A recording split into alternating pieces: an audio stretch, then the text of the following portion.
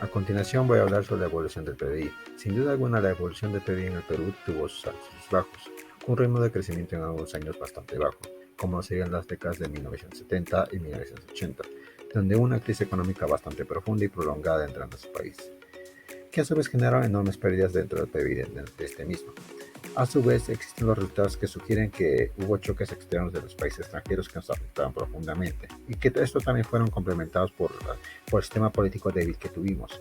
Asimismo, la limitada capacidad empresarial y también la falta de política industrial coherente que no tuvimos nos hubiera ayudado a descubrir más actividades productivas, pero que al final no sucedieron. Asimismo, en estas últimas décadas la economía peruana creció un promedio anual de 4,8%, correspondiendo esto desde los años 1993 hasta 2019, y de un 4,5% correspondiendo desde 2010 hasta el 2019, más que nada sustentándolo por la evolución favorable de lo que sean las actividades, como la agricultura, que creció un 3,2%, el comercio que creció un 3%, e incluso el PIB del año 2019 creció un 757 mil millones de soles, aunque por temas de la pandemia en años anteriores el PIB bajó, haciendo que nuestra economía bajase un 11% de 2020. Asimismo, nos venía recuperando de manera favorable en estos años, gracias a la reactivación de sectores económicos importantes en nuestro país. Entonces queda claro que el PBI va a representar el valor de mercado de la producción final de bienes y servicios de un país. Pero ahora vamos a ver cómo está constituido y cuáles son esos cuatro términos que lo representan. En primer término tenemos lo que es el valor de mercado. Esto nos quiere decir que dado la medición en que nosotros queremos abarcar muchos tipos de productos y servicios de los diferentes sectores de la economía, es necesario considerar los precios de mercado de cada uno de ellos, ya que esto es debido a que los precios miden la cantidad de dinero que las personas están dispuestas a pagar por esos bienes, ¿no? Y que también reflejan su valor.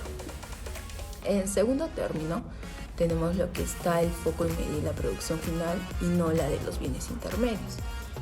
Este ejercicio se hace con la finalidad de que se evite la doble o múltiple contabilización de bienes. En tercer término, hay un tema no menos importante que nos dice que el PBI mide la producción realizada también por los residentes y no residentes de un país. Y por último, el cuarto tema es que la medición va a responder a un periodo determinado. Esto se refiere a que el valor de la producción va a tener un lugar dentro de un intervalo de tiempo. Luego de la caída del 7,8% en el 2020, el sector primario, que aglomera los rubros mineros e hidrocarburos, agropecuarios, pesca y manufactura, tiene perspectivas muy positivas a pesar de la inestabilidad política y económica.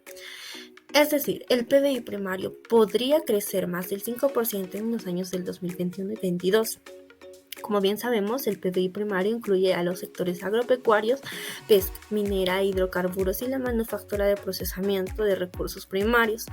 Estos sectores que se dedican a la extracción y transformación de los recursos naturales en los últimos 5 años, todas estas actividades en conjunto han aportado el 22,8% del PBI total, con un crecimiento promedio anual entre los años 2015 y 2019 de 4,3%, excluyendo el 2020 por ser un año atípico. Además de ser un sector clave en la recuperación económica, el PBI primario genera empleo, aporta ingresos tributarios y divisas por las exportaciones generadas. De acuerdo a su estructura porcentual, la mayor participación en el PBI primario pertenece al sector de minería e hidrocarburos, que en promedio representa al 53,3%. Le sigue el sector agropecuario con 23,8%, la manufactura de procesamiento de recursos primarios con el 15% y siendo última la pesca con el 1,9%. ¿Cuál sería la perspectiva del PBI primario? El PBI primario se vio afectado por la crisis en el 2020, cayendo en 7,8%, explicado por la caída de la minería e hidrocarburos en un menos 13,2%, a pesar del crecimiento en los sectores agropecuarios en un 1,3% y en la pesca en un 2,3%, y la reducción contracción de la manufactura en un menos 2%. Bueno, no obstante a esto, para el 2021 y 2022 se proyecta un crecimiento del PBI primario en 6,7% y 5,4% respectivamente. Cabe señalar que el desempeño del sector toma mayor relevancia si consideramos que la proyección del PBI global para el 2022 es de un 3,1%. Si bien el PBI primario aporta más del 20% al PBI total, es importante garantizar su recuperación económica por los vasos comunicantes con sectores que permiten mejorar bajas proyecciones de crecimientos para el próximo año. Es decir, se necesita una mayor producción minera y de hidrocarburos, las cuales es mayor financiada con capitales privadas y extranjeros.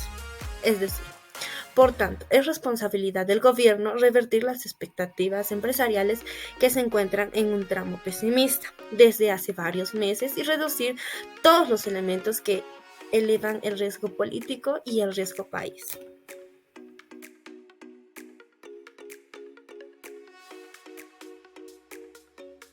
En el siguiente gráfico podemos observar cómo el crecimiento de China en su PIB inició en el año 1961, periodo en el cual finaliza la Gran Hambruna China y que a su vez da inicio al gran salto en adelante, periodo en el cual se dictaron varias medidas económicas, políticas, sociales que fueron implementadas en la dictadura de Mao Zedong. Estas medidas se dieron con la finalidad de transformar la economía agraria china tradicional. Los principales cambios incluyeron la creación de comunas populares, prohibición de agricultura privada, así como una rápida industrialización y colectivización. En el año 1978 se dio inicio al proceso de la Reforma China, la cual cambió y revolucionó totalmente su economía en la historia de la humanidad. La liberación del sistema económico y su apertura al exterior son las dos grandes líneas de transformación y acción que permitieron su gran desarrollo económico, así también su gradualismo, reformas con experimentación. El Perú, por su parte, en 1961 atravesaba el reformismo civil moderado, o también llamado formalidad democrática, entre los gobiernos de Manuel Barteche y Fernando Belaúnde Terry en los años de 1956-1968. Estos periodos se caracterizaron por una notable expansión económica, desarrollo de la infraestructura, los servicios del Estado y el inicio de la migración de poblaciones indígenas hacia ciudades como Lima. Posteriormente, en los años 80, se dio la crisis o década perdida. En este periodo, el Perú tuvo un estancamiento, el cual se exacerbó y se convirtió en una severa crisis macroeconómica. El crecimiento de la deuda externa, los desastres naturales acontecidos, instituciones financieras, así como el cierre del Perú a los créditos internacionales, llevaron al país a una decadencia macroeconómica. Y al final de la década, el Producto Interno Bruto del Perú se contrajo en un 20% y la pobreza aumentó en un 55%. En la actualidad, el Perú cerró el 2021 con un crecimiento del Producto Bruto Interno en un 13,3% con relación al 2020 y un 1,8% respecto al 2019.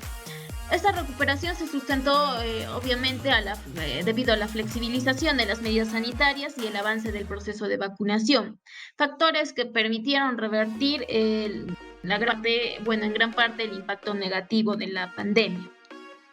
Este año se prevé que la economía crecerá en 2,3% en un entorno de sostenida debilidad de confianzas, con retiro de estímulos económicos y menores vientos de cola externo, y a pesar del avance de la vacunación y del inicio de las operaciones de nuevas mineras de cobre. Para 2023 se prevé una expansión del 3,0%. China actualmente es la segunda economía del mundo por volumen de PIB. Su deuda pública en 2020 fue de $10.115.837 millones, con una deuda del 68,06% del PIB.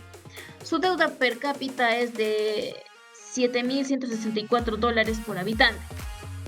El conflicto entre Ucrania y Rusia refuerza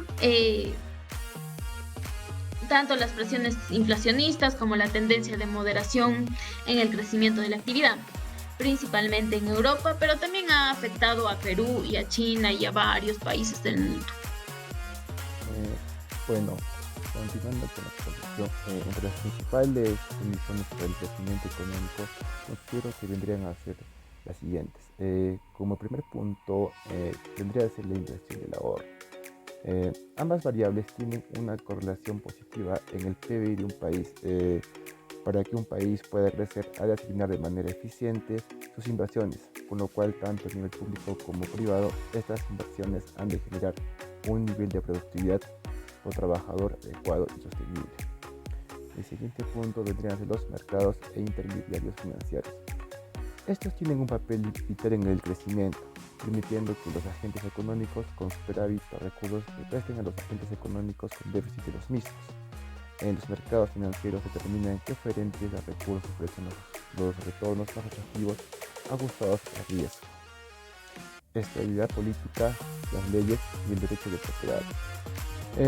La estabilidad política junto a un marco legislativo apropiado y el derecho a la propiedad, tanto física como intelectual, son fundamentales para fomentar y atraer la confianza de los inversores, tanto públicos como privados.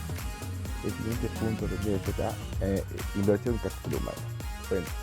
La inversión en las habilidades de los trabajadores altamente calificados ha demostrado ser un complemento innegable a la inversión en bienes y capitales. Los países con altas tasas de inversión en educación y salud tienden a presentar mayores tasas de crecimiento económico. Otro punto debería ser los impuestos y la regulación. Manteniendo las demás variables constantes, los países con menores tasas impositivas y trabas regulatorias han demostrado ser países con mayores tasas de crecimiento. Un marco regulatorio favorable para la constitución de nuevas empresas y startups fomenta la actividad emprendedora y contribuye de forma positiva a la productividad de conjunto de la economía. Y por último, vendría a ser el libre comercio y libre circulación de capitales. El libre comercio fomenta el crecimiento económico al aumentar la competencia entre empresas. Esta competencia fomenta la eficiencia productiva de toda la economía y la reducción de costos.